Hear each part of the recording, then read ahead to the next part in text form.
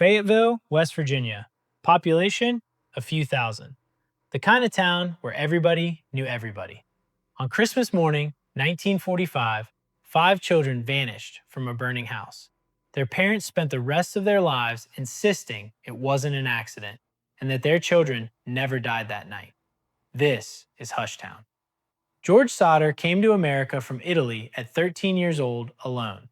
He built a trucking business from nothing, hauling coal through the hills of West Virginia.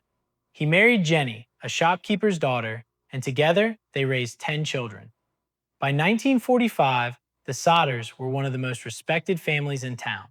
But George was outspoken, and he never hid his hatred of Mussolini's fascist government. In a town with a large Italian immigrant community, that made him enemies. That autumn, a traveling insurance salesman came to the house. When George turned him away, the man warned him. His house would go up in smoke, and his children would be destroyed. He said it was because of the things George had been saying about Mussolini. Weeks later, a stranger offered to fix the home's fuse boxes, warning they'd cause a fire. George refused. He just had the wiring inspected. December 24th, 1945. The Sodders celebrated Christmas Eve together. George, Jennie, and 9 of their 10 children. One son, Joe, was away, serving overseas in the war. By midnight, the house had gone quiet. Everyone was asleep. Around 1 a.m., Jennie woke to the smell of smoke.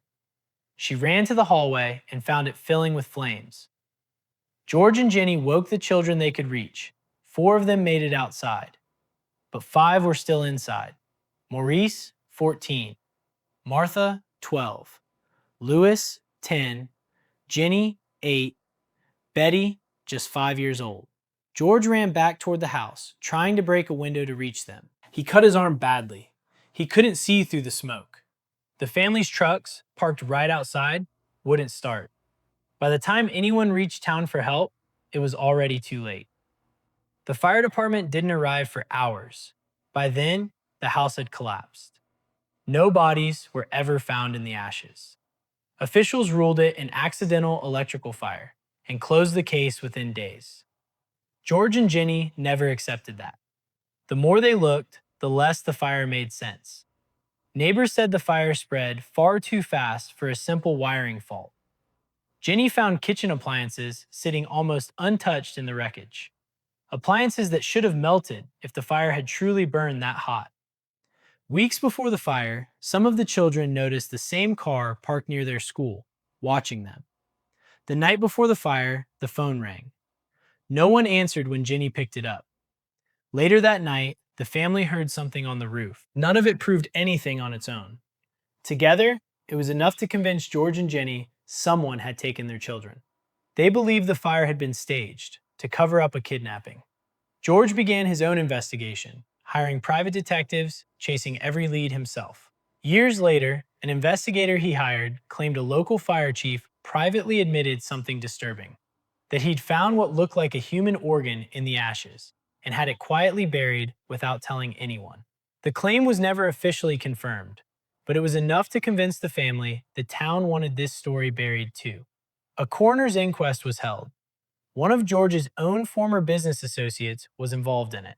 The findings never changed. The case stayed closed, officially an accident. George didn't believe it, neither did Jennie, and they weren't going to stop looking. The Sodders put up a billboard on the highway outside town, photos of all 5 children. A standing reward for anyone with information. It stayed there for years, through rain, through snow, through every season. George and Jennie chased every lead. A photo in a New York newspaper that looked like Betty. A nun who wrote claiming she'd seen the children at a Catholic school far from home. None of it was ever confirmed, but George and Jennie followed every single one. George died in 1969, still searching. Jennie kept the billboard standing until she died in 1989.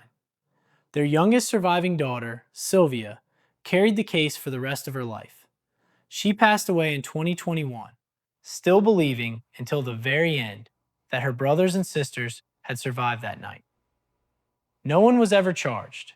No remains were ever confirmed. To this day, no one knows what really happened to to Maurice, Martha, Louis, Jennie, and Betty Sodder. Every town has a story it doesn't tell. This has been Hushtown.